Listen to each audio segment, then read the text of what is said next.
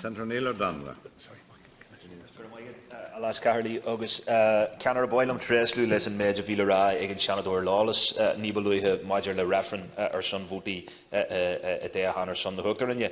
I want to later begin by seconding the remarks made by Senator Lawless in relation to the referendum on presidential voting rights. I think all of the heavy lifting, to be fair to officials and indeed the relevant ministers, has been done.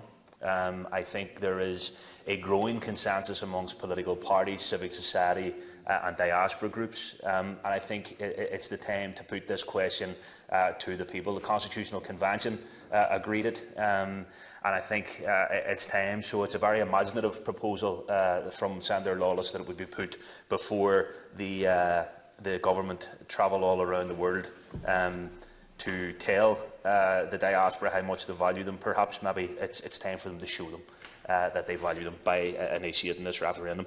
Leader, I want to call for a debate on cross-border transport and travel. I found out today, and you'll know this is an issue I've raised several times since coming into this House, but I found out today via our colleague Senator James Riley's Twitter account that Cabinet has agreed a feasibility study to look at cross-border Dublin to Belfast train that would reduce travel time to 1 hour. That's something that Belfast City Council have voted in favour. Councils right along the Eastern Corridor have voted in favour. Belfast City Council has initiated a feasibility plan themselves to look at this issue. So while I welcome the announcement and I think it's a significant and necessary step forward from government, I do think it's important now that the next step has to be, rather than announce it via Senator O'Reilly's Twitter account, and he obviously happens to be an election candidate as well, but people will make their own minds up on that. I think it's important that we get the stakeholders around the table, that we get the chambers of commerce around the table, that we get the councils and local authorities around the table, that we get the departments north and south around the table, and indeed we get the members of the Oireachtas and other elected representatives who have been advocating and lobbying for this initiative around the table as well.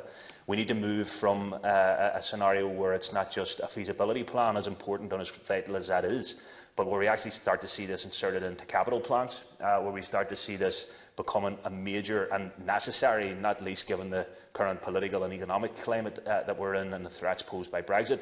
But this starts to become a real priority for government and all of us working in collaboration. And it would be my hope, and certainly our hope, Laska Hirlak, and I'll finish on this, that this real link won't be confined ultimately to just being between Belfast and Dublin, but can expand right across the island and address some of the historical infrastructural neglect. Thank you, Senator. Senator David.